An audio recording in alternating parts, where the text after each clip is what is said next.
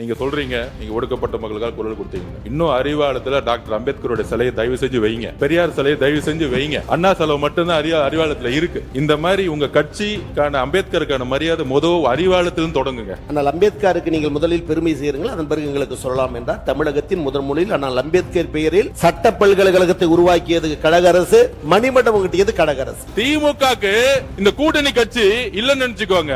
கூட்டணி கட்சி கிட்ட 15% வரும். அந்த 15% இல்லன்னு நினைச்சுக்கோங்க. சென்னையில அந்த 2 தொகுதி கூட ஜெயிச்சிருக்க முடியாது. தமிழ்நாட்டுல 10 தொகுதி ஜெயிச்சிருக்க முடியாது. நீங்க இன்னைக்கு எதிர்க்கட்சியா உட்கார்ந்தது காரணம் காங்கிரஸ், நீங்க எதிர்க்கட்சியா உட்கார்ந்தது காரணம் கம்யூனிஸ்ட், நீங்க எதிர்க்கட்சியா உட்கார்ந்தது காரணம் ஐஎம்எல், நீங்க எதிர்க்கட்சியா உட்கார்ந்தது காரணம் விசிகே, நீங்க எதிர்க்கட்சியா உட்கார்ந்தது காரணம் கூட்டணி. இத ஞாபகம் வச்சுக்கோங்க.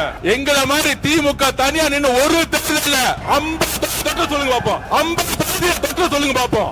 எங்களுடைய கூட்டணியிலிருந்து வெற்றி பெற்றவருடைய ஆதரவோடு தான் நீங்கள் இன்றைக்கு ஆட்சி அமைத்திருக்கிறீர்கள். அதை செஞ்சுங்க. உங்களுக்கு அவ்வளவு ரோசமா தனியா நின்னா அவரை வெளியே அனுப்பிச்சுட்டு ஆட்சி வந்துங்க. திமுக இவர்களால தான் கூட்டணி கட்சி வெற்றி பெறுதுன்னு ஒரு ஆதிக்க மனப்பான்மை இருக்கு பாத்தீங்க. அந்த ஆதிக்க மனப்பான்மை தான் நாங்க கொஸ்டின் கேக்குறோம். மாண்புமிகு பேரவைத் தலைவர் அவர்களே, எங்களால தான் அவங்க வெற்றி பெற்றாங்கன்னு நாங்க சொல்றோம். இல்ல அவங்களும் சேர்த்து தான் நீங்க வெற்றி பெற்றாங்க. நாங்க தனியா நின்னாங்க, அவங்க எங்களை விட்டுட்டு. எங்கேயாவது தமிழ்நாட்டில் இடத்தை வெற்றி பெற்றிருக்காங்களா கேளு. வெற்றி பெற்றிருக்காங்க கேளு. கோவை செடியன் அவர்கள். மாண்புமிகு பேரவைத் தலைவர் அவர்களே, வரலாற்று சிறப்பு மிகுந்த தமிழக சட்டப்பேரவையில் இன்றைக்கு 6 துறை மீதான விவாதம் தொடர்ந்து நடந்து கொண்டிருக்கிறது. இந்த விவாதங்களில் கலந்து கொள்வதற்கு உரையாற்றுவதற்கு முன்பாக, நீ மனிதன் என்று நம்மை உணர வைத்து அடித்தட்டு மக்களும் மேம்பட வேண்டும் என்று அயராது உழைத்த வெண்தாடி வேந்தர், ஈரோட்டு பூகம்பம், சமூக நீதியை உலகுக்கு கற்றுத்தந்த, ஏன் எதற்கு எப்படி என கேள்வி கேள் என்று நம்மை தலைமுறை செய்த தந்தை பெரியாரை வணங்குகிறேன். காஞ்சியின் மன்னன் எதையும் தாங்க எதையும் வேண்டும் என்று சொன்ன அண்ணன், திராவிட முன்னேற்ற கழகத்தை தோற்றுவித்த பேராசான் அறிஞர் அண்ணாவை நினைத்து பார்க்கிற நேரத்தில் அனைத்து மக்களுடைய அன்பை பெற்றவர், அடுக்குமொழி பேசி நாட்டை கவர்ந்தவர், பேசி பேசி ஒரு நாட்டை ஆள முடியும் என்பதை உலகுக்கு உணர்த்திய உத்தம தலைவர் பேரறிஞர் அண்ணாவை வணங்குகிறேன். முத்தமிழறிஞர், மூதறிஞர், பெரியாராய் அண்ணாவாய் வாழ்ந்து காட்டிய அற்புத தலைவர். மன்னார்குடியில் அண்ணா பேசுகிறார், கலைஞர் மேடை ஏறுகிறார். முன்பாதியை நான் எழுதிவிட்டேன், பின்பாதியை என் தம்பி கருணாநிதி எழுதுவார் என்று அண்ணாவால் அறிமுகப்படுத்தப்பட்ட அற்புத தலைவர். நான் சொல்லுவதை செய்கிற தம்பிமார்கள் ஆயிரக்கணக்கில் எனக்கு உண்டு. ஆனால் நான் நினைத்ததை செய்கிற ஒரே தம்பி திருவாரூர் கலைஞர் கருணாநிதி என்று அண்ணா பொக்கிஷமாக தந்த அற்புத தலைவர். பல்கலைக்கழகம் செல்லாமலேயே பல்கலைக்கழகங்களுக்கு பாடமான தலைவர். என்றும் எங்கள் நினைவில் வாழுகிற டாக்டர் கலைஞரை வணங்குகிறேன். பெரியாராய், அண்ணாவாய், கலைஞராய் எங்களை வார்த்தெடுத்த தலைவர், அடக்குமுறைகளுக்கு அஞ்சாத தலைவர், வெள்ளுடை வேந்தர், மேயராக இருந்த போதும் சரி, முதல்வராக இருந்த போதும் சரி, உழைப்பு உழைப்பு உழைப்பு என்று மக்களுக்கு உழைத்திட்ட எங்கள் அன்பு தலைவர், கழகத்தின் தலைவர் அண்ணன் தளபதியை வணங்குகிறேன். 40 தலைவர்களின் வாரிசாக இந்த இயக்கம் நம்பி இருக்கிற ஒரு இளந்தலைவர், இன்றைய அன்பகமாய், நாளை அறிவாலயமாய், இன்றைக்கு இருவண்ண கொடியாய், நாளைக்கு மூவண்ண கொடி ஏற்றி வைத்து தமிழகத்தை ஆள இருக்கிற எங்கள் இளந்தலைவர், எங்களை வழிநடத்துகிற சட்டமன்ற எதிர்க்கட்சி தலைவர் மரியாதைக்குரிய அண்ணன் உதயநிதி அவர்களை வணங்குகிறேன். மாண்புமிகு பேரவைத் தலைவர் அவர்களே, மாண்புமிகு முதலமைச்சர் மற்றும் அமைச்சர் பெருமக்களுக்கும், எதிர்வணியில் இருக்கிற முதல் வரிசை தலைவர்களுக்கும், முன்னாள் அமைச்சர் பெருமக்களுக்கும், முதல் முறை தேர்வு செய்யப்பட்டிருக்கிற சட்டமன்ற உறுப்பினர்கள், குறிப்பாக பெண் சகோதரி சட்டமன்ற உறுப்பினர்களுக்கும், அவையில் நிரம்பியிருக்கிற பத்திரிகை மற்றும் ஊடகத்துறை சார்ந்தவர்களுக்கும் என்னுடைய மனமார்ந்த நன்றியை தெரிவிக்க கடமைப்பட்டிருக்கிறேன். இந்த வரலாற்று சிறப்புமிக்க சட்டப்பேரவையில் இந்த எளியவன் 2011 தொடங்கி 4 முறை நின்று வென்று இன்றைக்கு உரையாற்றி கொண்டிருக்கிறேன். 2011, 2016, 2021, 2026 என்று 4 முறையும் தஞ்சை மாவட்டம் திருவிடைமருதூர் தொகுதியில் ஒரு ஓலை குடிசையில் பிறந்த ஏழை தொண்டனை தேர்ந்தெடுத்து அனுப்பிய திருவிடைமருதூர் தொகுதி வாக்காளர் பெருமக்களுக்கும், அந்த அரிய வாய்ப்பை எங்களுக்கு வழங்கிய அன்பு தலைவர் கலைஞர் அவர்களுக்கும், அண்ணன் தளபதி அவர்களுக்கும், எங்கள் சட்டமன்ற எதிர்க்கட்சி தலைவர்களுக்கும், முதன்மை செயலாளருக்கும், அரசு கோடா மற்றும் ஐயா MRK போன்றவர்களுக்கும், எனது வெற்றிக்கு அரும்பாடுபட்ட கூட்டணி கட்சி தலைவர்களுக்கும், எங்கள் முன்னேற்ற கழகத்தின் முன்னணி நிர்வாகிகளுக்கும் அனைவருக்கும் இந்த நேரத்தில் நன்றி உணர்வோடு நான் நன்றியை தெரிவிக்க கடமைப்பட்டிருக்கிறேன். பேரவைத் தலைவர் அவர்களே, இன்றைக்கு 6 துறை என்றாலும் பள்ளி கல்வி மற்றும் உயர்கல்வித்துறையின் சார்பில் சில கருத்துக்களை அரசின் கவனத்துக்கு கொண்டு வர விரும்புகிறேன். கேடில் விழிச்செல்வம் கல்வி ஒருவருக்கு மாடல மற்றையவை. அழிக்க முடியாத சொத்து கல்வி. பொருள் அழியும், பொன்னடியும், அழகு அழியும், புகழடியும், அழிக்க முடியாத சொத்து கல்வி. அதனால்தான் எங்களை வழிநடத்திய முன்னாள் முதல்வர், எங்கள் கழகத்தின் தலைவர் ஆட்சி பொறுப்பிருந்த பொழுது மாணவ செல்வங்களிடம் சொல்லுவார், நீங்கள் படியுங்கள், நீங்கள் படியுங்கள், நீங்கள் படியுங்கள், நான் பார்த்துக் கொள்கிறேன் என்று அடிப்படை கல்விக்கு வித்திட்டு உயர்கல்விக்கான முதல் படியை துவக்கி வைத்தது திராவிட முன்னேற்ற கழக அரசு, அதன் தலைவராக இருந்த எங்கள் முதல்வர் அவர்கள். பேரவைத் தலைவர் அவர்களே, இந்த சபையில் பேசுகிற மாண்புமிகு அமைச்சர் பெருமக்கள், சாமானியர்களாக நாங்கள் இன்றைக்கு வந்திருக்கிறோம், சபையை பாருங்கள் என்று சொல்லுகிறார்கள். சாமானியர்களாக இன்றைக்கு நிரம்பி இருக்கிறோம். உங்களை போல் நாங்கள், எங்களை போல் நீங்கள். ஆனால் 1967, 68, 69 தேர்தல் காலங்களில் ராமநாதபுரத்து மன்னன் புகழ்பெற்ற சண்முகராஜா சேதுபதி என்ற ஒரு அமைச்சர் மன்னராட்சியினுடைய தொடர்ச்சி வளர்ச்சியாக இருந்தவர். ராமநாதபுரம் தொகுதியில் 1967 சண்முகராஜா சேதுபதி என்ற அந்த மன்னர் வீட்டு பரம்பரையை ஒரு குதிரை வண்டிக்காரர் தங்கப்பன் மூலம் திராவிட முன்னேற்ற கழகத்தின் வெற்றியை உறுதி செய்திருக்கிறோம். சாமானிய மக்களின் பிரதிநிதியாக பொது தொகுதியில் நாங்கள் வென்றிருக்கிறோம் என்று பெருமைப்பட சொல்லுகிறீர்கள். வெல்லட்டும், எதிர்காலத்தில் அது சிறக்கட்டும். ஆனால் முதலில் கோயம்புத்தூரில் பொது தொகுதியில் சீட்டி தண்டபாணி என்ற திமுக தொண்டரை நிறுத்த வைத்து பொது தொகுதியில் ஒரு அட்டவணை பட்டியலில் உள்ளவர் வெற்றி பெறலாம் என்ற முதல் சாதனையை பாராளுமன்ற சட்டமன்ற தேர்தல் வரலாற்றில் துவக்கியது எங்கள் கழக தலைவர், அன்பு தலைவர். எனவே இந்த தருணத்தில் அரசின் கவனத்திற்கு மிக கவனமாக எடுத்துச் செல்ல வரும்போது, கடந்த முறையோர் கூட கவன ஈர்ப்பு தீர்மானத்தில் குறிப்பிட்டேன். பாரதிதாசன் என்ற மாணவர் 2ஆம் ஆண்டு PhD அம்பேத்கர் பெயரில் அமைக்கப்பட்ட வெளிநாட்டு கல்வி மாணவர்கள் திட்டத்தின் கீழ் நிதி பெறவில்லை. அந்த கோரிக்கையை வைத்தார். மாண்புமிகு உயர்கல்வித்துறை அமைச்சர் அதற்கான விளக்கத்தை தந்தார். நான் அறிந்தவரை இந்த நிமிடம் வரை அந்த பிரச்சனைக்கு தீர்வு காணப்படவில்லை. மீண்டும் வலியுறுத்துகிறேன். பதில் சொல்லும் பொழுது அமைச்சர் தெளிவாக சொன்னால் அது சபைக்கும் நல்லது, மக்களும் புரிந்து கொள்வதற்கு வாசிப்பாக இருக்கும். மற்றும் ஒன்று செய்தி, இன்றைய தினம் நம்முடைய பரமேஸ்வரி காளமேகம் திண்டுக்கல் மாவட்டத்தை சார்ந்தவர், அம்பேத்கர் அயலக வெளிநாட்டு திட்ட மாணவராக பயிலக்கூடியவர். அவருக்கு சாதி சான்று கிடைப்பதில் இடர்பாடானால் தேர்வு செய்யப்பட்டு விட்டார். அவருடைய கல்வியும் இன்னைக்கு பாதிக்கப்படுகிறது என்று சொன்னால், ஒடுக்கப்பட்ட மக்கள் வெளிநாட்டில் சென்று படிக்க வேண்டும் என்ற திட்டத்தை துவக்கிய அந்த திட்டம் தாவேக அரசு பின்பற்றுகிறதா என்ற அச்சத்தையும், அதன் மூலம் படிக்க விரும்புகிற மாணவர்களுக்கு நீங்கள் தருகிற ஊக்கம் என்ன என்பதையும் இந்த நேரத்தில் நான் பணிவோடு கேட்க விருப்பப்படுகிறேன். அது மாத்திரமல்ல, கூலி தொழிலாளி வீட்டு பிள்ளை துப்புரவு பணியாளர்கள் போராடி கொண்டிருக்கிறார்கள். பணி நிரந்தரம் வேண்டும் என்பதுதான் கோரிக்கை. இன்றைய தினம் அந்த போராட்டத்தின் உச்சம். நேற்றைய தினம் குண்டுக்கட்டாக கைது செய்யப்பட்டிருக்கிறார்கள். அவர்கள் வைக்கிற கோரிக்கை, முதலமைச்சர் சந்தித்து நாங்கள் எங்கள் கோரிக்கையை சொல்ல வேண்டும். கடந்த காலங்களில் போராட்டிய போது அவர்களை பனையூர் அலுவலகத்திற்கு வரவழைத்து ஆதரவு தந்தார்கள். இன்றைக்கு அவர்களை அடைக்கவும் இல்லை, மாறாக கைது செய்யப்பட்டிருக்கிறார்கள். பணிவோடு இந்த நேரத்தில் நாங்கள் கேட்டுக்கொள்ள விரும்புவதெல்லாம்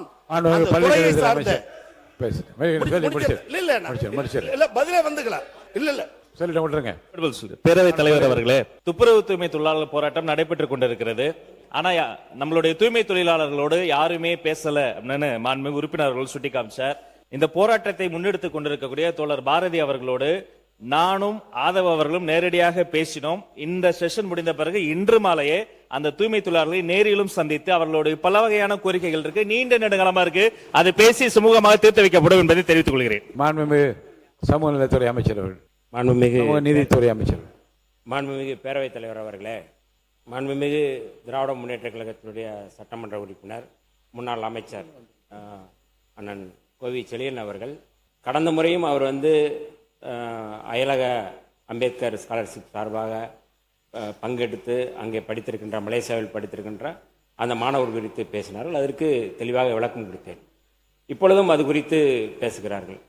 அவையில் நான் பேசி விளக்கம் கொடுத்து எங்களுடைய துறை சார்ந்து அந்த மாணவருக்கு கடிதம் எழுதி என்னென்ன நீங்கள் செலவு செய்திருக்கிறீர்கள், இந்த ஆண்டு எவ்வளவு கொடுக்க வேண்டும் என்று கேட்டிருக்கிறோம். அவர் இதுவரை கொடுக்கவில்லை என்பதை நான் தெளிவுபடுத்தியிருக்கிறேன். இப்பொழுது மீண்டும் மீண்டும் அது குறித்து பேசுவது என்பது ஒரு அரசியல் உள்நோக்கத்தோடு பேசுகிறார் என்பதை கடந்த முறையும் சொன்னேன், இந்த முறையும் நான் சொல்ல கடமைப்பட்டிருக்கின்றேன். அதேபோல மாண்புமிகு அண்ணன் கோவிச்செழியன் அவர்கள் பேசும் பொழுது கடந்த முறை அவர் சொன்ன அந்த ஒரு வார்த்தையில் இந்த திட்டம் திமுக ஆட்சி காலத்தில் தான் கொண்டு வரப்பட்டது என்கின்ற ஒரு செய்தியை குறிப்பிட்டிருந்தார்கள். அந்த வரலாறு ஒரு நீண்ட நெடிய வரலாறு. அதை மட்டும் நான் குறிப்பிட்ட பிறகு அவர் பேசட்டும். 1995ஆம் ஆண்டு அன்றைய முதலமைச்சர் செல்வி ஜெயலலிதா அவர்களின் ஆட்சி காலத்தில் ஆதி திராவிடர் மற்றும் பழங்குடியினர் மாணாக்கர்கள் சட்ட பல்கலைக்கழகத்தில் சட்டப்படிப்புக்கு நிதி உதவி வழங்கும் பொருட்டு ரூபாய் 10 லட்சம் ஒப்பளிப்பு செய்யப்பட்டு மேயர் சிவராஜ் கல்வி அறக்கட்டளை துவங்கப்பட வேண்டும் என அரசாணை 22/3/1995 வெளியிடப்பட்டது. இந்த அம்பேத்கர் அயலக கல்வி உதவி திட்டத்திற்கு முன் திட்டம், அதுக்கு முன்னாடியான திட்டம் அப்படிங்கிறது அங்கிருந்து தொடங்கப்பட்டது. இந்த அறக்கட்டளையில் நடைமுறை சிக்கல்கள் ஏற்பட்ட நிலையில் இத்திட்டத்தை செயல்படுத்த ஏதுவாக சென்னை பல்கலைக்கழக சட்டத்துறையுடன் இணைந்து ஆதி திராவிடர் மற்றும் பழங்குடியினர் மாணவர் அயல்நாடு சென்று முதுநிலை பட்டப்படிப்பு மற்றும் ஆராய்ச்சி படிப்பு மேற்கொள்ள மாணவர் பரிமாற்ற திட்டம் என்று அரசாணை 6/5/1998 நிறைவேற்றப்பட்டது. இதனைத் தொடர்ந்து கடந்த 22/9/1998 வெளியான அரசாணைப்படி அயல்நாட்டு பல்கலைக்கழகங்களுடனான மாணவர் பரிமாற்ற திட்டம் ஏற்படுத்தப்பட்டது.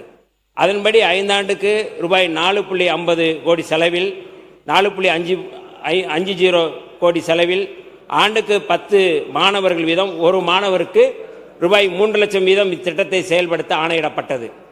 இதற்கு அடுத்து அமைந்த ஆட்சி காலத்தில் மாணவர் பரிமாற்ற திட்டம் என்பது ஆதி திராவிடர் மற்றும் பழங்குடியினர் மாணாக்கர்கள் நேரடியாகவே அயல்நாடு சென்று மேற்கல்வி பயில ஆண்டுக்கு ரூபாய் 30 லட்சம் ஒதுக்கீடு செய்து கடந்த 8/8/2002 அன்று ஆணையிடப்பட்டது.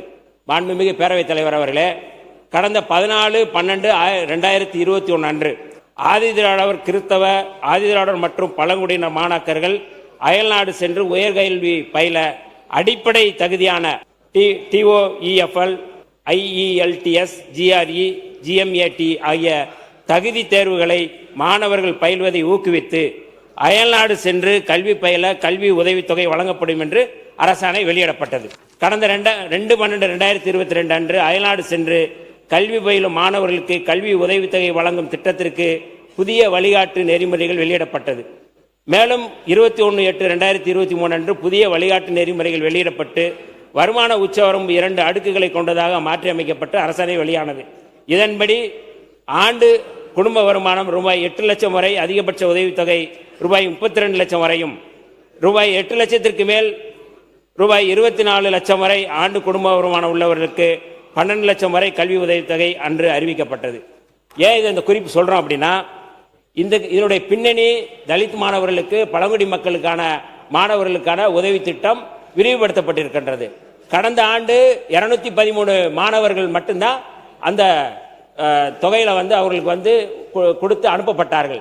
மீதி 500 பேருக்கு 213 பேர் தான் வழங்கி போயிருக்கிறார்கள். அந்த திட்டத்தின் மூலமாக மீதி பேர் அங்கே நிறுத்தப்பட்டிருக்கிறது. நாங்கள் தாவேக அரசு வந்த பிறகு, மாண்புமிகு முதல்வர் அவர்கள் வந்த பிறகு இந்த திட்டத்தை 362 என்பதை நேற்று 363 மாற்றி 131 கோடி ரூபாய் நாங்கள் ஒதுக்கி இருக்கின்றோம். அதுல ரொம்ப குறிப்பா மாண்புமிகு நிதித்துறை அமைச்சர், நிதி செயலாளர் எல்லோரும் சேர்ந்து தலித் மற்றும் பழங்குடியின மாணவர்களுக்கான அந்த உதவித்தொகை கூடுதலாக அவர்கள் செலுத்த வேண்டும் என்ற நல்லெண்ணத்தோடு நாங்கள் வழங்கி இருக்கின்றோம். ஆனால் உள்நோக்கத்தோடு தொடர்ந்து ஒரு மாணவரை வைத்துக்கொண்டு இதை அரசியல் செய்வது என்பது தலித் மாணவர்களுக்கான ஒரு நல்ல எண்ணத்தில் செயல்படக்கூடிய இந்த திட்டத்துக்கு எதிராக அவர்கள் செயல்படுகிறார்களோ என்கின்ற நான் எண்ணத்தை, இந்த அச்சத்தை நான் வெளிப்படுத்த விரும்புகின்றேன். நீங்க பேசுங்க. அந்த பிரச்சனையை தொடர்ந்து உள்நோக்கம் கிடையாது, அரசின் கவனத்திற்கு அவ்வளவுதான். அந்த பாதிக்கப்பட்டிருக்கிற அவல நிலையில் இருக்கிற 2 மாணவர்கள் நன்மை பெற்றால் உங்களை போல் நாங்களும் திராவிட முன்னேற்றம் அதை வரவேற்கும், கவனத்திற்காக மட்டுமே. ஆரம்ப கல்விக்கு வித்திட்டவர் பெருந்தலைவர் காமராஜர் காலம். ஆரம்ப கல்விக்கு வித்திட்டது பெருந்தலைவர் காமராஜர் காலம். உயர்கல்விக்கு வித்திட்டது முத்தமிழறிஞர் கலைஞர் காலம். ஆராய்ச்சி கல்விக்கு வித்திட்டது தளபதி மு.க. ஸ்டாலின் அவர்கள் காலம். இந்த 3 காலத்தையும் தொடர்புபடுத்தி அனைத்து இளைஞர்களும் வேலைவாய்ப்பு பெற வேண்டும் என்று விளையாட்டுத்துறையை, பேரவை தலைவர்களே, விளையாட்டுத்துறையை விளையாட்டுத்துறையாக இருந்த காலத்தை மாற்றி வேலைவாய்ப்பு துறையாக மாற்றி காட்டிய சாதனையாளர் எங்கள் சட்டமன்ற எதிர்க்கட்சி தலைவர் அவர்கள். பொறுப்பேற்று பணியாற்றிய போதுதான் பள்ளி மாணவர்களுக்கு, கிராமப்புற மாணவர்களுக்கு பள்ளியில் விளையாடுவதற்கான விளையாட்டு பொருள் வேறு, கிராமப்புறத்தில் விளையாடுவதற்கான விளையாட்டு பொருள் வேறு என்று திட்டமிட்டு அந்த பள்ளி மாணவர்களை, இளைஞர்களை ஊக்கப்படுத்தியது திராவிட முன்னேற்ற கழக அரசு. மாண்புமிகு பேரவைத் தலைவர்களே, அரசு தந்த கொள்கை விளக்க குறிப்பு புத்தகம் காலதாமமாக கிடைத்தாலும் கடந்த காலங்களில் இருந்த நிதி ஒப்பீட்டையும் இந்த நிதி ஒப்பீட்டையும் மீண்டும் மீண்டும் படித்து பார்த்தேன். புரியவில்லை. அறியாத நிலையிலும் சில விளக்கங்களை கேட்க விரும்புகிறேன். பள்ளிக்கல்வி துறையில் 2024-25 ஆண்டில் கணக்கு செலவினம் 12,222 கோடி, 12,000 கோடி. 2026-27 இடைக்கால வரவு செலவு திட்ட மதிப்பீடு 14,032 கோடி. நான் பேரவைத் தலைவர் வாயிலாக கேட்பது, திருத்த வரவு செலவு திட்டத்தில் 12,000 கோடியும் இல்லை, 14,000 கோடியும் இல்லை, மாறாக 11,029 கோடி திருத்த வரவு செலவு திட்ட மதிப்பீட்டில் வழங்கியிருக்கிறோம். மாண்புமிகு நிதியமைச்சர் பொது பட்ஜெட்டை பேசும்போது அறிவிப்பு வேறு, ஒதுக்கீடு வேறு, திட்டமிடல் வேறு. நாங்களும் தெளிவாக தான் இருந்தோம். எங்களுக்கு இருக்கிற ஐயம், அறிவிப்பு நிதி அதிகம், திட்ட மதிப்பீடு அதிகம், கொடுக்கப்பட்ட நிதி குறைவு என்று சொன்னால் தேர்தல் அறிக்கையில் சொன்னதை போல் கொள்கை விளக்க குறிப்பு புத்தகம் எங்கே, நீங்கள் எதிர்பார்த்த நாங்கள் எதிர்பார்த்த நிதி எங்கே என்ற ஐயம் நிச்சயமாக எல்லா உறுப்பினர்களுக்கு வரும். எனவே அவர்கள் சொன்னதை போல் கடந்த காலங்களில் இருந்த நிதியை விட பள்ளி கல்வித்துறையில் 3003 கோடி, அதாவது 21%, ஆக்சுவல் நிதி ஒப்பீட்டு தொகையில் 1193 கோடி, 9.76% குறைந்திருக்கிறது என சொன்னால் நான் பணிவோடு கேட்கிறேன். நண்பா, நண்பீஸ், குழந்தைகள் விரும்பினார்கள், இந்த ஆட்சிக்கு வர துணை இருந்தார்கள், அவர்களுக்கு நீங்கள் தருகிற பரிசு பள்ளி கல்வித்துறையில் நிதி ஒதுக்கீடு குறைவா என்ற கேள்வியை நான் ஆக்கப்பூர்வமாக கேட்க விரும்புகிறேன். இன்றைய தினம் 1 கிலோமீட்டர் தூரத்திற்கு ஒரு தொடக்க பள்ளி, 3 கிலோமீட்டர் தூரத்திற்கு ஒரு நடுநிலைப் பள்ளி, 5 கிலோமீட்டர் தூரத்திற்கு ஒரு உயர்நிலைப் பள்ளி, 8 கிலோமீட்டர் தூரத்திற்கு ஒரு மேல்நிலைப் பள்ளி என்று ஆரம்ப கல்வியை அற்புதமாக செய்த அரசு கழக அரசு. அந்த மாணவர்களை ஈர்ப்பதற்கு வசதியாக வாரத்திற்கு 2 முட்டை என்று முதலில் முத்தமிழறிஞர் கலைஞர் அறிவித்தார். முட்டை திட்டம் என்பது ஏழை மாணவர்களுக்கு பொக்கிஷம், எங்களை போன்றவர்களுக்கு வரப்பிரசாதம். சட்டமன்ற உறுப்பினர்கள் கேட்டார்கள், 5 நாள் பள்ளி நடக்கிறது, 2 முட்டை போதுமா என்று முத்தமிழறிஞர் சொன்னார். வாரத்திற்கு 5 முட்டை வழங்கப்படும். அதன் விளைவு நாமக்கல் மாவட்டத்தில் முட்டை உற்பத்தியாளர்கள் பாதிக்கப்பட்ட நிலையில் இருந்தார்கள். ஒரு கல்லில் 2 மாங்காய் என்பதை போல முட்டை உற்பத்தியும் அதிகரித்தது, ஏழை எளிய மாணவர்களுக்கு சத்தான முட்டையும் கிடைத்தது. அன்றைய சட்டமன்ற உறுப்பினர் வெங்கடேஷ தீட்சிதர் எழுந்து கேட்டார், பேரவைத் தலைவர் அவர்களே, கரிமீன் சாப்பிடக்கூடியவர்களுக்கு, அசைவம் சாப்பிடக்கூடியவர்களுக்கு நீங்கள் முட்டை, சைவம் சாப்பிடுவர்களுக்கு கேட்டார். கலைஞர் அடுத்து சொன்னார், வாழைப்பழம் வழங்கப்படும். எனவே அனைத்து தட்டு மக்களும் பலனடைய வேண்டும் என்பதற்கு அற்புத திட்டங்களை கொண்டு வந்து ஆரம்ப பள்ளியில் மாணவர்களை அதிக சேர்த்தது கலைஞர் அரசு, கழக அரசு. அதன் நீட்சிதான் எங்கள் ஆரோக்கிய அண்ணன் தமிழ்நாடு முதலமைச்சராக இருந்த தளபதி அவர்கள் காலை சிற்றுண்டி திட்டத்தை கொண்டு வந்தார்.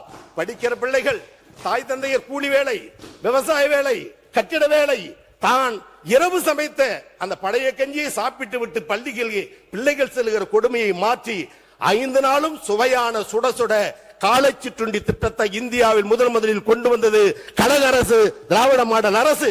அதன் நீட்சியாக தான் அரசு உதவி பெறும் பள்ளிகளில் கேட்டார்கள், அதையும் செய்தார். இன்றைக்கு நம்முடைய தமிழக அரசு அதனை 6 8 வரை நடுநிலைப் பள்ளி என்று நீட்டியிருக்கிறீர்கள். ஆனால் முதலமைச்சர் பெயரில் இருந்த திட்டத்தை பெருந்தலைவர் பெயரில் வைத்திருக்கிறீர்கள். நாங்கள் வரவேற்கிறோம், நாங்கள் எதிர்க்க அல்ல.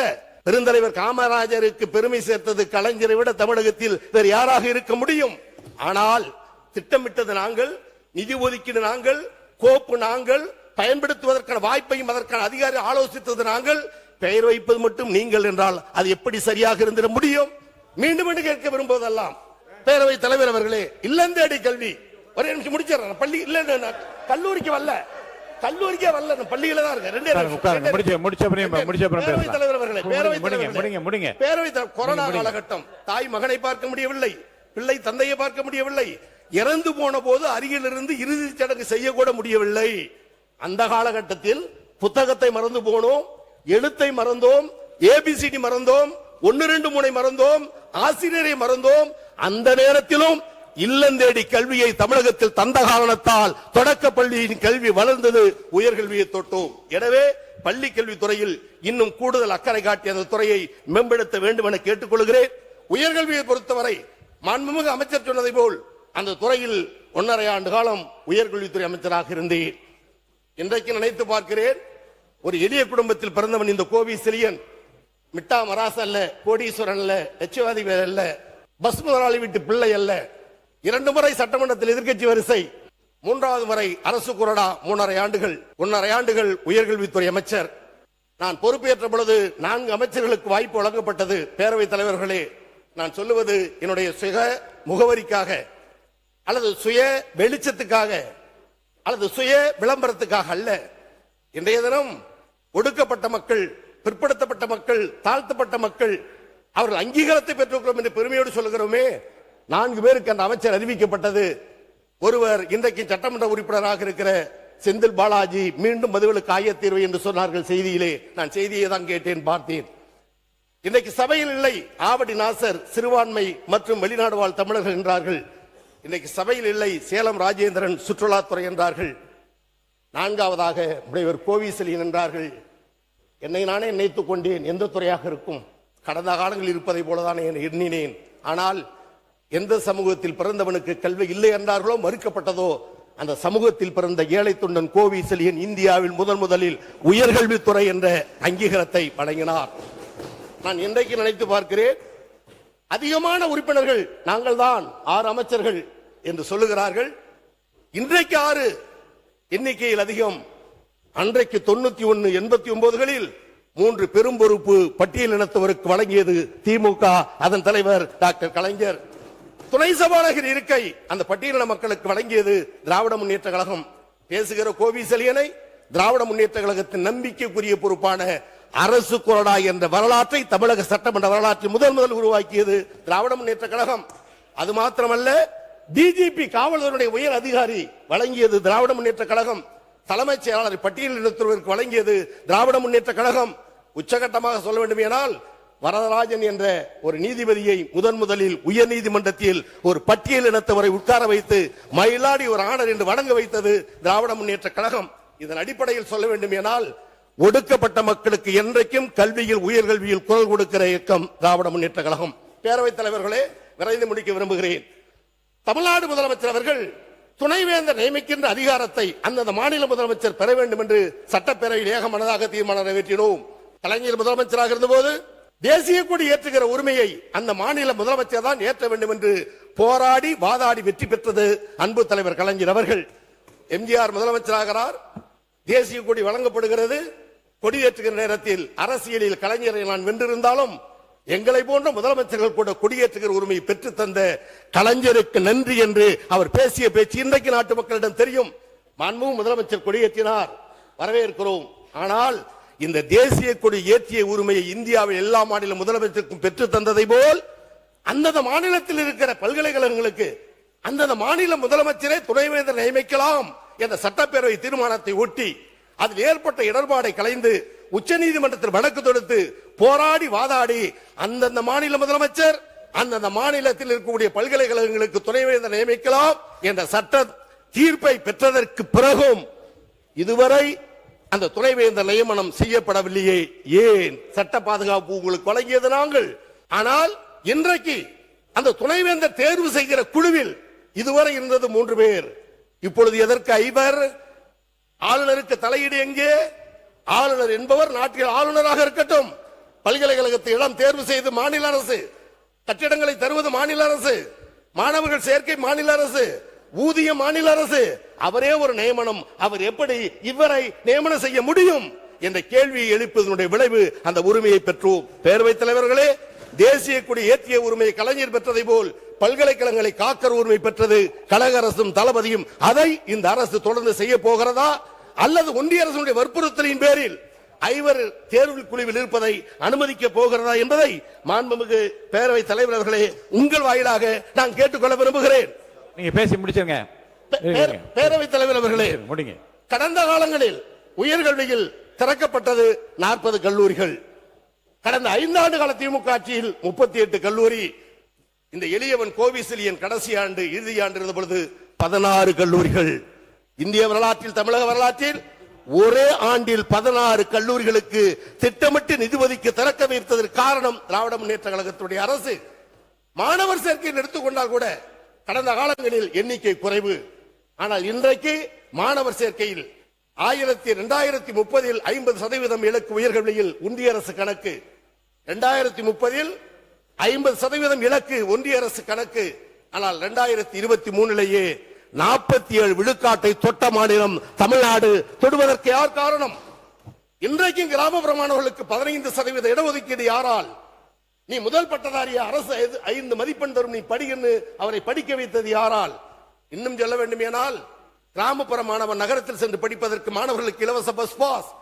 தமிழ் மொழியில் படிக்க வேண்டுமா, ஆங்கிலம் புரியவில்லையா, தமிழில் படி ஊக்கப்படுத்தி நிதி உதவியும் தந்து அந்த மாணவர் சேர்க்கை அதிகரித்தது திராவிட முன்னேற்ற கழக அரசு. இன்றும் சொல்லுவேன், என்றும் சொல்லுவேன், உயர்கல்வியில் தமிழ்நாடு உச்சத்தை தொட்டதற்கு காரணம் திராவிட முன்னேற்ற கழக அரசு என்பதை இந்த நேரத்தில் நான் அன்போடு பணிவோடு தெரிவித்து, இறுதி செய்தியாக ஆதாரபூர்வமான செய்தி, சூப்பர் ஸ்கூல் சூப்பர் கேம்பஸ் அருமையான திட்டம்.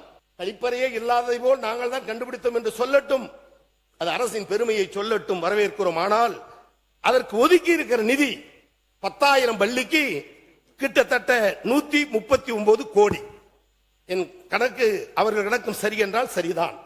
10,000 பள்ளிக்கு 139 கோடி என்றால் ஒரு பள்ளிக்கு 1 கோடியே 1,39,000. ஒரு வருடத்திற்கு 1,39,000 என்று சொன்னால் ஒரு மாதத்திற்கு வெறும் 11,300. நான் பணிவோடு கேட்கிறேன், கண்காணிப்பு கேமரா பொருத்தப்படும், கழிப்பறை வசதி சரி செய்யப்படும், குடிதண்ணீர் வழங்கப்படும், சுத்தமான தூய்மையான கேம்பஸ் உருவாக்கப்பட வேண்டும். உங்கள் கருத்து தான் என் கருத்தும் எங்கள் கட்சியின் கருத்தும். ஆனால் இந்த 4 பணிகளை செய்வதற்கு ஒரு பள்ளியில் மாதத்திற்கு 11,300 போதுமா? எனவே இது கூட்டுச்சொரக்காய், ஏட்டுக்கு உதவாது. காகித ஓடம் கரையேறி போக முடியாது. சீனி சக்கர சித்தப்பா சுவற்றில் எழுது ஒட்டப்பா என்பதை போலதான் இது இருக்கிறது தவிர வேறில்லை என சொல்லி என் உரையை நிறைவு செய்கிறேன். நன்றி, வணக்கம். பொதுப்பணித்துறை அமைச்சர் அவர்கள். மாண்புமிகு பேரவைத் தலைவர்களே, உங்களுடைய நோக்கம் எப்பொழுதும் எதிர்கட்சிக்கிட்ட எதிரியா பாக்குறது கிடையாது. ஆனா மாண்புமிகு உறுப்பினர்கள் மானிய கோரிக்கை பத்தி பேசும்பொழுது 60% குற்றச்சாட்டுகள் மட்டுமே சொல்லிட்டு இருக்காங்க. என்ன குற்றச்சாட்டுகள் சொன்னாலும் அது திருப்பி அவங்களுக்கு தான் வேணும். ஏன்னா 25 வருஷம் ஆட்சியில் இருந்தது நீங்க, நாங்க இல்ல. ஒரு 100 நாள் இருக்கக்கூடிய ஒரு கவர்மெண்ட பார்த்து இதை செஞ்சீங்களா, அதை செஞ்சீங்களா, இப்படி செஞ்சீங்களா, அப்படி செஞ்சீங்களான்னு திருப்பி திருப்பி கேட்டுட்டு இருக்காரு. அண்ணா சொன்னாரு ஒடுக்கப்பட்ட மக்களுக்காக குரல் கொடுத்தாங்க அப்படின்னு. நாங்க திருப்பியும் பதிவு பண்றோம், வரலாற்றில் முதல் முறையாக 8 அமைச்சர்களை ஒடுக்கப்பட்ட மக்கள் இருந்து உருவாக்கியது நாங்கள். இன்னொரு முக்கிய கோரிக்கை உங்களுடைய கட்சி தலைவருக்கு, நீங்க சொல்றீங்க நீங்க ஒடுக்கப்பட்ட மக்களுக்காக குரல் கொடுத்தீங்கன்னு. இன்னும் அறிவாலயத்துல டாக்டர் அம்பேத்கருடைய சிலையை தயவு செஞ்சு வைங்க, பெரியார் சிலையை தயவு செஞ்சு வைங்க. அண்ணா சிலை மட்டும்தான் அறிவாலயத்துல இருக்கு. இந்த மாதிரி உங்க கட்சிக்கான அம்பேத்கருக்கான மரியாதை முதல் அறிவாலயத்திலும் தொடங்குங்க. அதுக்கப்புறம் எங்களுக்கான உபதேசனையும் அப்புறம் சொல்லலாம். உறுப்பினர் மாண்பு நிதித்துறை அமைச்சர் அவர்கள். மாண்பு நிதித்துறை அமைச்சர். மாண்புமிகு பேரவைத் தலைவர் அவர்களே, ஆக்சுவலாக அது ஹையர் எஜுகேஷன் சப்ஜெக்ட் அவர்கிட்ட பேசலாம்னு நினைக்கிறேன். சீனியர் மோஸ்ட் மினிஸ்டர், ஆக்சுவலாக மினிஸ்டர் தான் பேசணும். குவான்டிட்டியா குவாலிட்டியான்னு ஒரு கொஸ்டின் ரைஸ் ஆகுது. எவ்வளோ குவான்டிட்டி, எவ்வளோ காலேஜஸ், எவ்வளோ ஸ்கூல்ஸ் கொண்டு வந்தோன்னு முக்கியம் இல்லை, குவாலிட்டி தான் ரொம்ப முக்கியம். ஆனரபிள் சீஃப் மினிஸ்டரோட ரிவ்யூ மீட்டிங்கில் ஆனரபிள் மினிஸ்டர் விஸ்வநாதன் சாரும் பார்ட்டிசிபேட் பண்ணாங்க. அப்போ டிஸ்கஷனில் வர பார்த்து எவ்வளோ காலேஜஸ் எவ்வளோ ஸ்கூல்ஸ்னு இருக்க பார்த்து ஒரு டிஸ்கஷன் வந்துச்சு. நம்மளும் ஒரு காலேஜ் நடத்தியிருக்கோம், நிறைய மினிஸ்டர்ஸ், ஃபார்மர் மினிஸ்டர்ஸ் இருக்காங்க, அவங்களும் காலேஜ் வச்சுருக்கிறாங்க. குவாலிட்டி எப்படி ரைஸ் பண்ணணும்னு அவங்களுக்கே தெரிஞ்சிருக்கும். அதில் பார்த்தீங்கன்னா சர்டிஃபிகேஷன் சொல்லுவாங்க. ஒரு இன்ஸ்டிடியூஷன்ஸ், ஆர்ட்ஸ் காலேஜஸ், இப்போ government arts colleges, government engineering colleges நிறைய இருக்குது இல்லைங்களா? அதில் எவ்வளோ சர்டிஃபிகேஷன் வாங்கியிருக்காங்கன்னு ஒரு லிஸ்ட் எடுத்தோம்னா கடந்த ஒரு 30-40 ஆண்டுகளாக ஒன்றுமே கிடையாது. ஒரு IASO சர்டிஃபிகேஷன் கூட வாங்கலை, ஒரு NAAC certification, national assessment accreditation கவுன்சில்னு சொல்லுவாங்க, அதுவும் வாங்கலை, ஒரு NBA அக்ரெடிடேஷனும் வாங்கலை, ஒரு A+ன்னுவாங்க, A++ன்னுவாங்க, B+ன்னுவாங்க, எந்த சர்டிஃபிகேஷனே வாங்காமல் இவ்வளோ வருஷம் நம்ம காலேஜஸ் ரன் பண்ணிட்டு இருந்தோம்னா அங்கேருந்து எப்படி குவாலிட்டி வரும்? ஒரு குவான்டிட்டி மட்டும் தான் வெளியே வரும். அதை அடிப்படையில் நம்ம எந்த முயற்சி எடுத்த மாதிரி தெரியல. அதுக்கு பிரைவேட் காலேஜஸ் பார்த்தீங்கன்னா அவங்க ஃபார் பெட்டராக பெர்ஃபார்ம் பண்ணிட்டு இருக்காங்க. அதனால தான் அங்கே கேம்பஸ் பிளேஸ்மெண்ட் போகிறாங்க. அது நான் இங்கே வந்து ஸ்ட்ரெஸ் சொல்லணும்னு விருப்பப்படுறேன். அதே மாதிரி ஹையர் எஜுகேஷன் ரிலேட்டடாக சார் சொல்லியிருந்தாங்க. நான் சேலரி ஐட்டம்ஸ்னு ஒன்று இருக்குது. அதில் நீங்கள் பார்த்தீங்கனாலே தெரியும். நான் சேலரி ஐட்டம்ஸில் கடந்த 2024-25 பார்த்தீங்கன்னா 4,364 கோடி. அப்போது 2025-26 சப்ளிமெண்ட்ரி இதில் பட்ஜெட்டில் வந்து 6,673 கோடி. இன்டர்வியூ பட்ஜெட்டில் பார்த்தீங்கன்னா 2026-27 8,176 கோடி. நாங்கள் தாக்கல் பண்ண ரிவைஸ்ட் பட்ஜெட் எஸ்டிமேட்டில் 2026-27 8,203 கோடி. கிட்டத்தட்ட இன்க்ரீஸ் தான் பண்ணி கொடுத்துருக்குறோம். அது உங்களோட தகவலுக்கு சொல்லிடுறோம். அது மட்டும் இல்லாமல் இந்த ஸ்கூல் எஜுகேஷன் வந்து டிபார்ட்மெண்ட் வந்து எனக்கும் அதில் கொஞ்சம் எக்ஸ்பீரியன்ஸ் இருக்குது ஓரளவுக்கு. வேலு சார்லாம் இருக்காங்க, பெரிய எஜுகேஷனிஸ்ட் அவங்கலாம். அந்த என்ன சார் நீங்க பேசுங்க. மாண்புமிகு அமைச்சர் இங்கே பார்த்து பேசுங்க. நீங்க தொடர்ந்து பேசுங்க. பேசுறேன். அங்கேருந்து வாய்ஸ் இல்ல நீங்க அதை பத்தி கவலைப்பட வேணாம், நீங்க பேசுங்க. எஜுகேஷன் டிபார்ட்மெண்ட்ல பள்ளி கல்வித்துறை அமைச்சர் இருக்கிறாங்க. அவங்கள்ட்ட அந்த ரிவ்யூ மீட்டிங்ல கூட நிறைய டிஸ்கஷன் போயிட்டு இருந்துச்சு. நிறைய இப்போ முறைகேடுகள்லாம் சொல்லிட்டு இருந்தாங்க. நிறைய பேர் மேல வழக்கெல்லாம் போட்டிருந்தாங்க. சில இடத்துல பாத்தீங்கன்னா கட்டாயப்படுத்தி தான் காசு வாங்கியிருக்கிறாங்க. அதுல ஒரு மிகப்பெரிய ஒரு பாதிக்கப்பட்ட ஆள் நான். கட்டாயப்படுத்தி இது வந்து நிறைய இடத்துல வந்து நான் பதிவு பண்ண விரும்புறேன். அதுக்கு முழுக்க காரணம் என்னன்னு கேட்டீங்கன்னா, இங்க சாட்சின்னு கேட்கறாங்க, எவிடன்ஸ் கேட்கறாங்க. அது டாக்குமெண்ட் எவிடன்ஸ் வந்துட்டு போகுது. இங்க நானே ஒரு எவிடன்ஸ் தான், நானே ஒரு சாட்சி தான். ஃபார்மர் எஜுகேஷன் மினிஸ்டர் அவர் சபையில் இல்லை, அப்படி இருந்தா சொல்லியிருக்கணும். பட் வேற வழி கிடையாது. நான் டிஸ்க்ளோஸ் பண்ணக்கூடாதுன்னு நினைச்சேன். அவர் வழி இல்லை. கடந்த 3 நாட்களாக இந்த சப்ஜெக்ட் இப்படி சுத்திக்கிட்டே இருக்கு. இதுக்கு ஒரு முற்றுப்புள்ளி வச்சு ஆகணும். நாளைக்கு வேணா அவங்க கேஸ் போட்டுக்கிட்டோம், டிஃபமேஷன் கேஸ் போட்டுக்கிட்டோம், இல்லை என்கொயரி போட்டு நானே வரேன், டைரக்டா வந்து அவரை ஃபேஸ் பண்ணலாம். எந்த இடத்துல, எந்த டி நகர்ல, எந்த இடத்துல, குளோபல் அப்படின்னு ஒரு இடத்துல எவ்வளோ அமௌண்ட் கொடுத்தோம் எல்லாம் நானே சொல்ல முடியும். எல்லாரும் சொல்ல முடியும், கிளியரா அமௌண்ட் சொல்ல முடியும். இதுதான் சாட்சி. நான் சொல்லக்கூடாதுன்னு நினைச்சுக்கிட்டு இருந்தேன் சார், நான் சொல்லக்கூடாதுன்னு நினைச்சுக்கிட்டு இருந்தேன். வேற வழியே கிடையாது.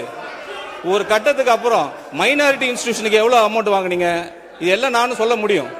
மாண்புமிகு பொதுப்பணித்துறை அமைச்சர். மாண்புமிகு பேரவைத் தலைவர் அவர்களே, மானிய கோரிக்கைக்குள்ள போடலாம். குற்றம் சாட்டுகளை தவிர்த்துட்டு நம்ம மானிய கோரிக்கையில போலாம். நம்பர் 1, மாண்புமிகு மூத்த உறுப்பினர் சொன்னாரு 119 கோடி பத்தாது அப்படின்னு. நான் காலையில அதுக்கு தான் முதல்ல சொன்னேன். இப்பதான் வந்து அனைத்து தரவுகளும் சேகரிக்கப்பட்டு இருக்கு. அது டேஷ்போர்ட்ல கொண்டு வந்துட்டு இருக்கோம். கிட்டத்தட்ட 6,000 ஸ்கூல் இருக்கு. அதுக்கு கீழே நிறைய ஆரம்ப பள்ளிகள் நிறைய இருக்கு. இது எல்லாத்தையும் டேஷ்போர்ட்ல கொண்டு வர டேட்டா இது வரைக்கும் இல்ல. இதனாலதான் நான் வந்து சட்டமன்ற உறுப்பினர்கிட்ட சொன்னேன், இது வெறும் ஒரு சி மட்டும் செஞ்சா அதுக்கான ஒரு சூப்பர்வைசிங் இருக்காது. சோ சட்டமன்ற உறுப்பினர்களும் அதை சூப்பர்வைசிங் பண்ணி அதுக்கான ஒரு செக் அண்ட் பேலன்ஸ் சிஸ்டம் இருக்கணும். இந்த ஸ்கூல் சரியா இல்லையாங்கிறது உங்களுடைய என்ஓசியும் ஒரு நாள் கேட்கப்படும். நீங்க ஒரு என்ஓசி கொடுத்துட்டீங்கன்னா பொதுப்பணி பிடபிள்யூ டிபார்ட்மெண்ட்டுக்கு ஒரு சி தவறு செஞ்சா கூட எம்எல்ஏக்கு ஒரு அந்த செக் அண்ட் பேலன்ஸ் சிஸ்டம் ஒரு என்ஓசி நீங்க கொடுக்கணும். ஓகே, இந்த ஸ்கூல் நல்லா இருக்கு, இவங்க பொதுப்பணித்துறையில நம்ம வந்து இந்த ஸ்கூலுக்கு வந்து நம்ம பட்ஜெட் அலாட் பண்ணிருக்கோம், இந்த ஸ்கூலுக்கு 30 லட்சம் கொடுத்திருக்காங்கன்னா கிட்டத்தட்ட பினான்ஸ் டிபார்ட்மெண்ட் சொன்னதுன்னா 60-70% லீக்கேஜ் நடந்திருக்கு அப்படிங்கிறது சொல்லியிருக்காங்க. அப்ப அவங்க என்ன பினான்ஸ் டிபார்ட்மெண்ட் என்ன சொல்றாங்கன்னா, நீங்க சரியா மெயின்டெனன்ஸ் பண்ணுங்க. அப்ப நான் சொன்னது என்னன்னா, இதை வந்து அரசு அதிகாரிகள் அவங்க வேலை செய்யட்டும், எம்எல்ஏக்களுக்கு அந்த கடமையை நம்ம கொடுக்கணும், அதுக்கான அதிகாரமும் கொடுக்கணும். பிடபிள்யூ டிபார்ட்மெண்ட்ல இருந்து எம்எல்ஏக்களுக்கு அதுக்கான அதிகாரம் கொடுக்கணும், மக்களால் தேர்ந்தெடுக்கப்பட்டவங்களுக்கான அதிகாரம் கொடுக்கணும். ஆனா நேரு என்ன சொன்னாரு, எம்எல்ஏக்கு செக் பேலன்ஸ் செக் கொடுக்க சைன் இருக்கான்னு கேட்டாரு. இல்ல, செக்க கொடுக்கிற இடத்துல அரசு அதிகாரிகள் இருக்கட்டும், ஆனா அந்த நிர்வாகம் சரியா நடக்குதா, அந்த வேலை சரியா நடக்க வேண்டிய பொறுப்பு எம்எல்ஏக்கள் அனைவருக்கும் இருக்கு. தன்னுடைய ஒவ்வொரு ஊர்லயும் தன்னுடைய ஒவ்வொரு தொகுதியிலையும் சரியான ஸ்கூல் இருக்கா, சரியான காலேஜ் இருக்கா, சரியான மருத்துவமனையா இருக்கான்னு சொல்லக்கூடிய அதிகாரம் எம்எல்ஏ அவர்களுக்கு இருக்கு. அதை பொதுப்பணித்துறை உங்களுடைய அதிகாரத்தை பயன்படுத்தணும்னு நினைக்கணும். கூடிய சீக்கிரம் நீங்க சூப்பர்வைசிங் பண்ணி எங்களுக்கு நீங்களே மனுவை கொடுங்க, இந்த ஸ்கூல் சரியில்லை, இந்த கல்லூரி. ஒரு நிமிஷம் முடிச்சிடறேன். நீங்க பேசுங்க. முடிச்சிடறேன். நீங்க தொடர்ந்து இது ஒரு பொது பிரச்சனை. இது வந்து இதுக்குள்ள நான் வந்து இது பழைய பிரச்சனை பத்தி பேசவில்லை. ஏன்னா நிறைய இடத்துல கம்ப்ளைண்ட்ஸ் வந்துகிட்டே இருக்கு நம்மளுடைய பள்ளிக்கல்வித்துறை அமைச்சர்கிட்ட. அதனாலதான் சொன்னோம், எல்லா எம்எல்ஏக்களும் இந்த சட்டமன்றம் இருக்கும் சனிக்கிழமை ஞாயிற்றுக்கிழமையும் நீங்களே சூப்பர்வைசிங் பண்ணி பொதுப்பணித்துறையில சிஇ லெவல்ல எங்ககிட்ட கொடுத்துட்டீங்க, என்னுடைய கவனத்துக்கு கொண்டு வந்துட்டாலும் உடனடியாக அது சரி செய்ய மிகவும் வரவேற்பு தகுந்த ஒரு அறிவிப்பு. ஏதாவது காலக்கெடு கொடுக்க இத்தனை தேதிக்குள்ள கொடுங்க. நம்ம இப்ப இல்லன்னு சரி செஞ்சாலே நம்ம பாக்குற அளவு பாத்தீங்கன்னா குறைஞ்சபட்சம் 2 வருஷம் ஆகும். தமிழ்நாடு முழுசும் கணக்கெடுப்பு சட்டமன்ற உங்கள்ட்ட அளிப்பதற்கு எவ்வளவு கால அவகாசம் தரீங்க? இல்ல உடனே இப்ப பார்த்தா கூட சரி, ஏன்னா ஒவ்வொருத்தருக்கும் ஒரு நிர்வாக கட்டமைப்பு இருக்கும். அவங்களே பார்த்துட்டு உடனடியா கொடுத்துட்டா அதிகமா பிரச்சனை இருக்கக்கூடிய ஸ்கூல்ல நம்ம வந்து கவனம் செலுத்துவோம். எப்ப கட்டணம் இடிகிற மாதிரி இருக்கு, நவரவே முடியாது அப்படின்னா ரெட் கேட்டகரி பில்டிங்ஸ் உடனடியே ஐடென்டிஃபை பண்ணுவோம். அந்த இடத்துல நம்ம குழந்தைகள் தங்க வைக்க கூடாது அப்படிங்கறத பதிவு பண்றோம். அதுக்கப்புறம் நம்ம கிரீன் சொல்லியிருக்கோம். அந்த மாதிரி நம்ம உடனடியாக அந்த வேலையை நம்ம போர்க்கால அடிப்படையில் எல்லா எம்எல்ஏக்களும் செய்யணுங்கிறது தான் எங்களுடைய வேண்டுகோள். உறுப்பினர் தலவாய் சுந்தரம் அமைச்சர் பேசி முன்னாள் அமைச்சர் கோவி செழியன் அடுத்த உயர்கல்வித்துறை அமைச்சர் மாண்புமிகு பேரவைத் தலைவர்களே, ஆனால் அம்பேத்கருக்கு நீங்கள் முதலில் பெருமை செய்யுங்கள், அதன் பிறகு எங்களுக்கு சொல்லலாம் என்றார். தமிழகத்தின் முதன்முறையில் ஆனால் அம்பேத்கர் பெயரில் சட்ட பல்கலைக்கழகத்தை உருவாக்கியது கழக அரசு, மணிமண்டபம் கட்டியது கழக அரசு. மற்றொன்று நிதியமைச்சர் ஒரே செய்தி, நிதியமைச்சர் கேட்டதனால மாண்புமிகு நிதியமைச்சர் அவர்கள் ஒரே நிமிஷம், மாண்புமிகு நிதியமைச்சர் அவர்கள் எண்ணிக்கை முக்கியம் அல்ல, தரம் முக்கியம். நானும் ஒரு சொற்றொடை பார்த்து சற்று அலட்சியமாக இருந்து விட்டேனோ என்று கருதினேன். ஆனால் அவர்கள் தந்திருக்க புள்ளி விவரம் ஒன்றிய அரசின் புள்ளி விவரம். இது கோவிசெலியின் புள்ளி விவரம் அல்ல, எங்கள் தளபதி புள்ளி விவரம் அல்ல, எங்கள் எதிர்க்கட்சி தலைவர் புள்ளி விவரம் அல்ல, திராவிட முன்னேற்ற கழகத்தின் புள்ளி விவரம் அல்ல. ஒன்றிய அரசின் தரவரிசை பட்டியலில் இதுவரை வழங்கப்பட்ட பட்டியலில் பல்கலைக்கழகங்கள் 100ல் 20 பல்கலைக்கழகங்கள் தரவரிசை பட்டியலில் தமிழ்நாடு. கலையறிவியல் கல்லூரி 100, அதில் 33 கலையறிவியல் கல்லூரி தமிழ்நாடு. ஆராய்ச்சி மற்றும் கண்டுபிடிப்பு 50ல் 7 தமிழ்நாடு. பொறியியல் கல்லூரியில் 100, 14 தமிழ்நாடு. மருத்துவக் கல்லூரி 50, 8 தமிழ்நாடு. இன்னும் பட்டியல் தொடரும். எனவே எண்ணிக்கையும் அதிகரித்தோம், தரத்தையும் உயர்த்தினோம். அதுதான் திராவிட மாடல் அரசு என்பதை மீண்டும் பதிவு செய்கிறேன். நன்றி. உயர்கல்வித்துறை அமைச்சர்கள் அடுத்தது வரேன். உங்களுக்கு உயர்கல்வித்துறை அமைச்சர் வரேன். மாண்புமிகு பேரவைத் தலைவர் அவர்களே, உயர்கல்வித்துறை அமைச்சர் அவர்கள், மாண்புமிகு சட்டமன்ற உறுப்பினர் அவர்கள் பேசுகிற பொழுது சொன்னார்கள், அவர்கள் சார்ந்திருக்கிற அரசியல் இயக்கம்தான் தாழ்த்தப்பட்ட சமூகத்தை சார்ந்தவர்களுக்கு அமைச்சர் பதவி, அதிகாரம் இவைகளெல்லாம் கொடுத்ததாக சட்டமன்றத்திலே பதிவு செய்தார்கள். நானும் ஒரு கருத்தை சொல்ல விரும்புகிறேன். இது சமீப காலம், ஏறத்தாழ 10 ஆண்டுகளுக்கு முன்னால், ஏறத்தாழ 20 ஆண்டுகளுக்கு முன்னால் நடந்த நிகழ்வுகளைத்தான் முன்வரிசையிலே இருக்கிற எதிர்க்கட்சி சட்டமன்ற உறுப்பினர் சொன்னார். ஆனால் மாண்புமிகு பேரவைத் தலைவர் அவர்களே, நான் உங்களுக்கு நினைவுக்கு கொண்டு வருகிறேன், 1952 காலங்களிலே, 1957 காலங்களிலே ஒரு பூசாரி வேலை செய்த ஒரு சாதாரணமான குடிமகன், வெட்டியான் என்று சொல்வார்கள். வெட்டியான் என்றால் என்ன தெரியுமா? தண்ணீரை மடை மாற்றம் செய்கிறவன் தான் வெட்டியான். அந்த காலத்திலே வெட்டியான் என்கிற வார்த்தை தவறாக பயன்படுத்தவில்லை. ஒரு பூசாரியினுடைய மகனாக பிறந்த ஒரு வெட்டியானாக இருந்த தியாகச்சீலர் கக்கன் அவர்களை உள்துறை அமைச்சர் ஆக்கியது காங்கிரஸ் பேரியக்கம். ஆலயத்துக்குள் தாழ்த்தப்பட்டவன் நுழையக்கூடாது என்கிற மிகப்பெரிய வியாக்கியானங்கள் இருந்த காலகட்டத்தில் ஒரு சில பேர் கோயில் வாசலுக்கு முன்னால் தாழ்த்தப்பட்டவன் மீனாட்சி அம்மன் கோயிலுக்குள் போக வேண்டுமென்றால் மலச்சட்டியை கொண்டு அவன் தலையிலே அடிக்க வேண்டும் என்று மிகப்பெரிய வியாக்கியானங்கள் இருந்த காலகட்டத்தில் பரமேஸ்வரன், கக்கன் போன்ற தலைவர்களை காங்கிரஸ் பேரியக்கம் உருவாக்கி அதிகாரத்தை தந்தது காங்கிரஸ் பேரவைத் தலைவர். பேரவைத் தலைவராகவே பெரியவர் சிவசண்முகம் பிள்ளை அவர் நியமித்தது. அதையும் சொல்லுங்க, முடிச்சிருங்க. முதல் ஸ்பீக்கர் அவர் தான். நீங்க இது குறித்து அதிகமாக சொல்ல. மற்றொரு விஷயம் 2 அமைச்சர்கள் பக்கத்திலே உட்கார்ந்திருக்கிறோம். 2 பேரும் பட்டியலினத்தை சார்ந்தவர்கள். அதிசயம் என்ன தெரியுமா? தளபதி விஜய் சார் அவர்களினுடைய ஆட்சியிலே உயர்கல்வித்துறையை சார்ந்தவரும் பட்டியலினத்தை சார்ந்தவர், பள்ளி கல்வியினை சார்ந்தவரும் பட்டியலினத்தை சார்ந்தவர். மிகப்பெரிய கௌரவம் அந்த இடத்தில் இருக்கிறது. மாண்புமிகு பேரவைத் தலைவர்களே, எதிர்க்கட்சி உறுப்பினர் அவர்கள் பேசும்போது சொன்னார், எல்லாவற்றையும் பட்டியலிட்டு வரிசையாக சொன்னார். நான் சொல்லுகிறேன், சென்னை பல்கலைக்கழகம் துணைவேந்தர் இல்லாமல் காலியாக இருக்கிறது. மதுரை காமராஜர் பல்கலைக்கழகம் துணைவேந்தர் இல்லாமல் காலியாக இருக்கிறது. தொன்றுதட்டு தொடர்ச்சியாக அண்ணா யூனிவர்சிட்டி துணைவேந்தர் இல்லாமல் காலியாக இருக்கிறது. பாரதியார் யூனிவர்சிட்டி துணைவேந்தர் இல்லாமல் காலியாக இருக்கிறது. பாரதிதாசன் யூனிவர்சிட்டி துணைவேந்தர் இல்லாமல் காலியாக இருக்கிறது. இப்படி 13 பல்கலைக்கழகங்களில் 10 பல்கலைக்கழகங்களில் கடந்த 4 ஆண்டுகளாக 5 ஆண்டுகளாக துணைவேந்தரே இல்லை. சமீப காலமாக ஒரு 4 நாட்களுக்கு முன்பு மனோன்மணியம் சுந்தரனார் பல்கலைக்கழகத்தினுடைய துணைவேந்தர் பதவியும் நீக்கப்பட்டு விட்டது, காலாவதியாகிவிட்டது. அழகப்பா பல்கலைக்கழகத்தினுடைய துணைவேந்தர் பதவியும் காலாவதியாகிவிட்டது. இருப்பது அன்னை தெரசா பல்கலைக்கழகத்தின் துணைவேந்தர் மட்டும்தான். நான் கேட்கிறேன், நீங்கள் ஏதோ இந்த நாட்டிற்காக போராடியவர் போலவும், நீங்கள் ஏதோ இந்த சமூக புரட்சிக்காக வித்திட்டவர் போலவும்,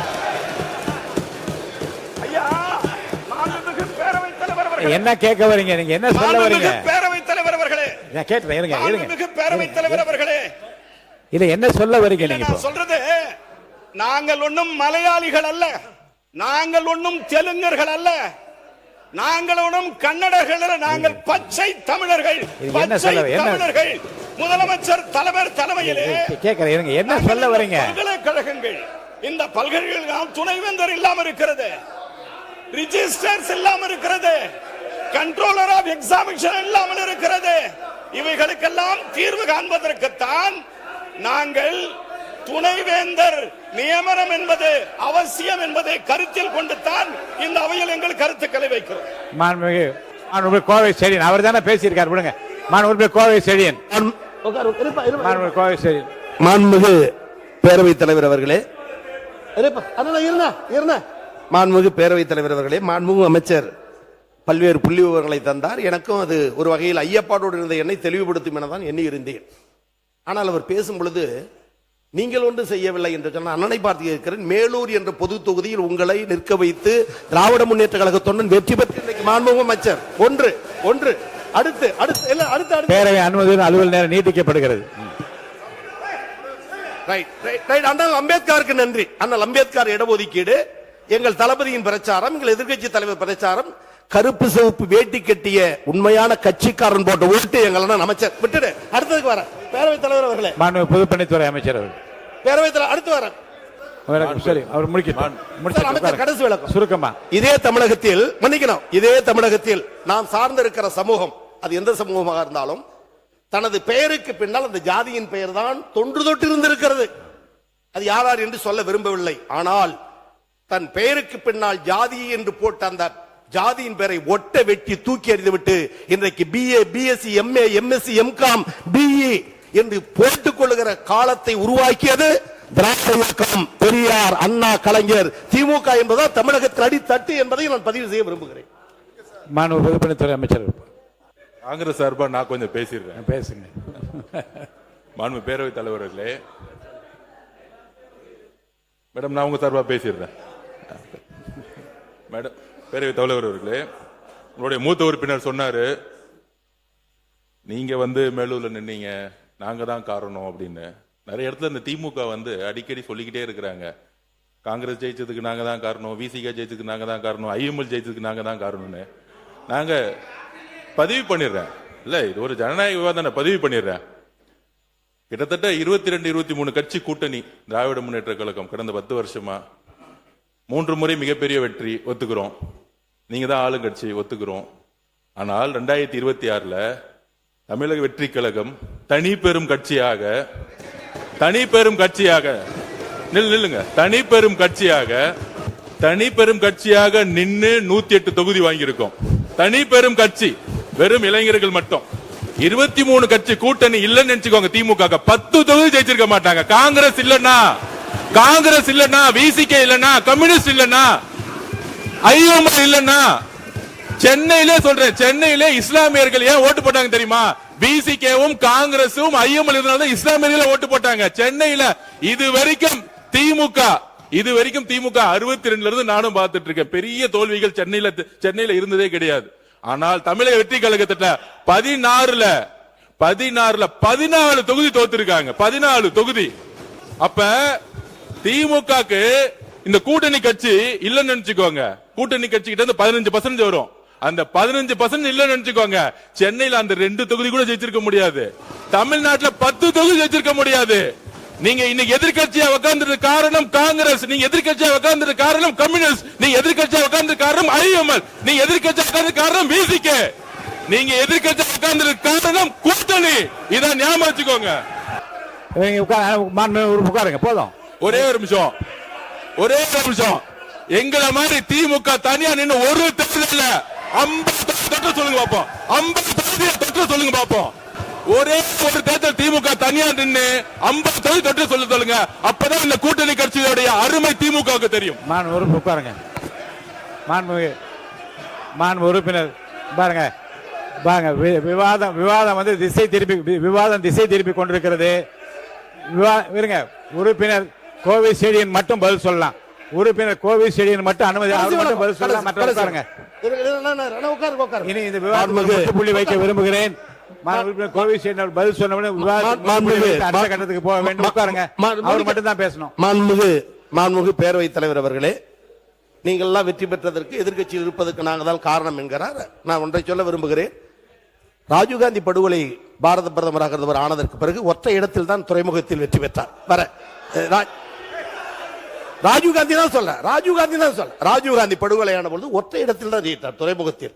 வேடிக்கையோட சொல்லுவார், கடலாடி வருவாய் என காத்திருந்தேன் வரவில்லையே தம்பி என்று சொல். அது ஆக அதையும் ராஜினாமா செய்தார். வெறும் 0 திராவிட முன்னேற்ற கழகம், 0த்திலிருந்து இந்த தமிழகத்தை ராஜ்யமாக ஆண்ட இயக்கம் திராவிட முன்னேற்ற கழகம். வெற்றி தோல்வி வரும் பக்கம் அது நிரந்தரம் அல்ல. அதற்காக விடாப்பிடியாக பேசுவது என்பது நியாயமும் அல்ல, முறையும் அல்ல. எதையும் எதிர்கொள்ள திமுக தயார். ஒரே ஒரு நிமிஷம். இவரும் கேட்டு அப்புறம் நீங்க சொல்லலாம். நீங்க சொல்லுங்க. மாண்பு உறுப்பினர் நேரு அவர்கள் அவர் கேட்டவர் சேர்த்தே சொல்லிடுங்க பதில். மாண்புமிகு பேரவைத் தலைவர் அவர்களே, கூட்டணியில் இருந்து வெற்றி பெற்றோம் என்று அது நாங்கள் ஒத்துக்கொள்கிறோம். அதெல்லாம் ஒன்றுமில்லை. எங்களுடைய கூட்டணியில் இருந்து வெற்றி பெற்றவருடைய ஆதரவோடு தான் நீங்கள் இன்றைக்கு ஆட்சி அமைத்திருக்கிறீர்கள். அதை செஞ்சீங்க. உங்களுக்கு அவ்வளவு ரோசமா தனியா நின்னா அவரை வெளியே அனுப்பிச்சு விட்டு ஆட்சி வந்தீங்க. ஏன் வெளியே, ஏன் அவர் வந்து 80ல தோத்து போய் நின்ன போது காங்கிரஸை கை கொடுத்தது திமுக இல்லைன்னா காங்கிரஸே வந்திருக்காது. எப்படி அப்படி சொல்றது? சவால்கள், எதிர் சவால்களுக்கு ஒரு முற்றுப்புள்ளி வைக்கிறேன். மாண்பு பொதுப்பணித்துறை அமைச்சர் இதோடு இந்த விவாதத்துக்கு முற்றுப்புள்ளி வைத்துவிட்டு மானிய கோரிக்கைக்குள் நான் போக வேண்டும். மாண்புமிகு பேரவைத் தலைவர் அவர்களே, இங்கு ஒவ்வொரு கட்சிக்கும் தனித்த அடையாளம் இருக்கிறது. ஒரு தேர்தல் முடிஞ்ச பிறகு யாருடன் சேர வேண்டும், யாருடன் ஆட்சி அமைக்க வேண்டும், அந்தந்த கட்சியோட நிலைப்பாடு. இது யாருக்கும் அடிமை கிடையாது. ஒரு தேர்தல் முடிஞ்சவன கூட்டணி முடிஞ்சிடும். நம்பர் 1. நம்பர் 2 சொல்றது, அண்ணன் மூத்த உறுப்பினர் சொன்னாரு, நாங்கள் யாருடைய தோல்விகளையும் நாங்க எதையுமே தவறா பேசல. நாங்க சொல்ல வருதுன்னா, திமுக இவர்களால் தான் கூட்டணி கட்சி வெற்றி பெறுதுன்னு ஒரு ஆதிக்க மனப்பான்மை இருக்கு பாத்தீங்க. அந்த ஆதிக்க மனப்பான்மை தான் நாங்க கொஸ்டின் கேட்கிறோம். அந்த ஆதிக்க மனப்பான்மை தவிர எல்லாரும் சேர்ந்துதான் ஒரு வெற்றியை உருவாக்கி இருக்காங்க. அதை பதிவு பண்றோம். எல்லா கட்சிகளும் சேர்ந்து ஒரு கூட்டணி உருவாக்கிய பொழுது அந்த வெற்றிக்கான காரணம் எல்லா கட்சிகளும் சமமா சொல்லணும். என்னாலதான் நீங்க வெற்றி பெற்றீங்க, என்னாலதான் விசிகே வெற்றி பெற்றது, என்னாலதான் நீங்க இந்த இடத்துல அந்த ஆதிக்கம் தவறுங்கிறதா நாங்க பதிவு பண்றோம். உறுப்பினருக்கு முற்றுப்புள்ளி வைக்கிறேன். வெற்றியும் தோல்வி மக்களாலே வந்தது, ஏற்றுக்கொள்வோம். மாண்புமிகு உறுப்பினர் தலவாய் சுந்தரம் ஒரு கேள்வி கேட்கிறேன், கிளாரிபிகேஷன். உறுப்பினர் தலவாய் சுந்தரம் வாங்க. மாண்புமிகு பேரவைத் தலைவர் அவர்களே, எங்களால தான் அவங்க வெற்றி பெற்றாங்கன்னு நாங்கள் சொல்றோம். இல்ல அவங்களும் சேர்த்து தான் நீங்க வெற்றி பெற்றாங்க. நாங்க தனியா நின்னாங்க. அவங்க எங்களை விட்டுட்டு எங்கேயாவது தமிழ்நாட்டில் இடத்த வெற்றி பெற்றிருக்காங்களா கேளு. வெற்றி பெற்றிருக்காங்க கேளு. திமுக இல்லைன்னா அவங்க வெற்றி பெற முடியாது. போதும், இந்த கேள்வி போதும். அவை முன்னவர் போதும். மாண்பு உறுப்பினர்கள் இது போதும் என்று நினைக்கிறேன். அவை முன்னவர் மாண்பு பேரவைத் தலைவர் அவர்கள், அவை முன்னவர் விவாதம் மானிய கோரியை விட்டு பேச வேண்டிய நேரத்தை மாறி மாறி அரசியல் பேசிக் கொண்டிருக்கிறோம். ஒரே நிமிஷம் நான் பேசுறேன். அதனாலதான் இல்ல, ஆகவே நான் ஒன்றை சொல்ல விரும்புகிறேன். 97 பேர் வச்சுட்டு ஒரு ஆட்சி அவங்களுடைய சப்போர்ட் நீங்க பண்ணிட்டு இருந்தீங்க. அவங்களுக்கு ஏதாவது ஹெல்ப் பண்ணீங்களா? 2006 அந்த கட்சி உங்களோட இருந்தே இணைந்து அவர் சப்போர்ட் செய்தார்களே, அவர்களுக்காக அமைச்சரவை இடம் பெற்றிருக்கிறது இன்றைக்கு கொடுக்கப்பட்டிருக்கிறது. அதை நீங்க கொடுத்தீங்களா? முதல்ல திமுக தனியா நின்று ஜெயிச்சிருக்கா? இல்ல திமுக தனியா நின்று ஜெயிச்சிருக்கா? ஒரு தேர்தலையாவது திமுக தனித்து நின்று சென்று வெற்றி பெற்றிருக்கிறதா சொல்லுங்க. அப்புறம் வேணா நாங்க மாண்பு உறுப்பினர் கே நேரு அவர்கள் இந்த பதில் மாண்பு பேரவைத் தலைவர் அவர்களே, என்ன சப்போர்ட் பண்ணலான்னு, என்ன ஹெல்ப் பண்ணலான்னு, மத்தியில முதல் பிரதமர்னு சொன்னது திமுக சொன்னார். மத்திய அரசு அமைப்பதற்கு ஆதரவாக இருந்தது திமுக. 2 முறை ஆதரவாக இருந்தது திமுக. என்ன சப்போர்ட் பண்ண? நாங்க சப்போர்ட் பண்ண.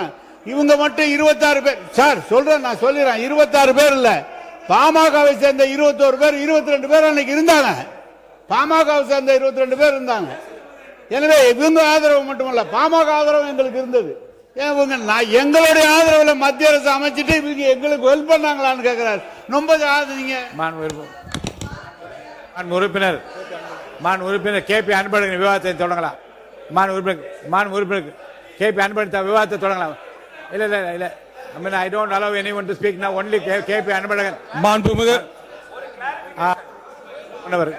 மாண்புமிகு பேரவைத் தலைவர் அவர்களே, மாண்பு அவை முன்னவர் பேசிருங்க.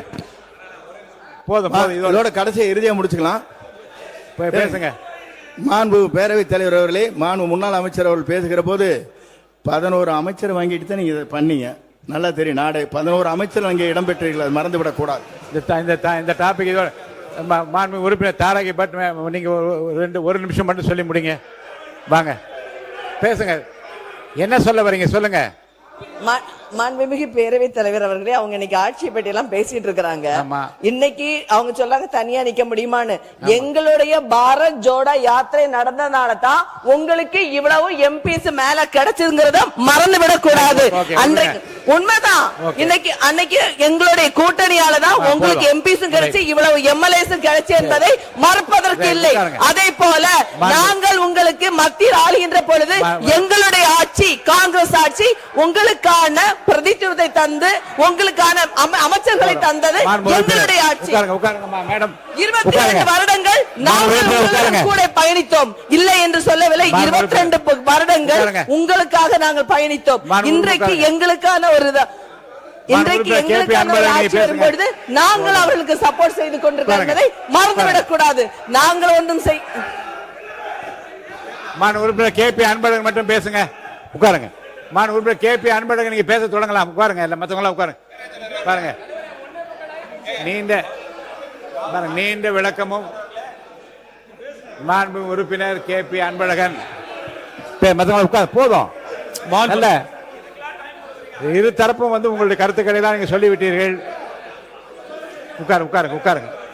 அவங்களுக்கு மேட்டத்துக்கா உறுப்பினர் அவங்களுக்கா? சரி உட்காருங்க. எல்லாம் உட்காருங்க.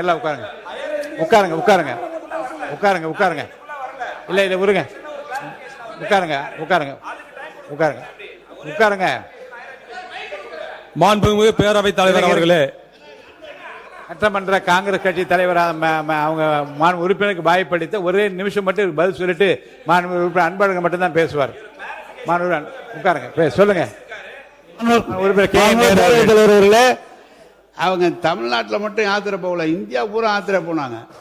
இந்தியா பூரா போது 40 இடம், தமிழ்நாட்டில் மட்டும் 10 இடம் உங்களுக்கு கொடுத்துருக்கோம், ஜெயிக்க வச்சிருக்கோம். போதும். நீங்க ஒண்ணு சொல்லுங்க. போதும். தமிழ்நாட்டில் மட்டும் நீங்க பெற்றது கூட ஊரு பூரா 2 இடம் பெற்ற கூட 10 இடம் கொடுத்தது காங்கிரஸுக்கு. நாங்க அதை பார்த்து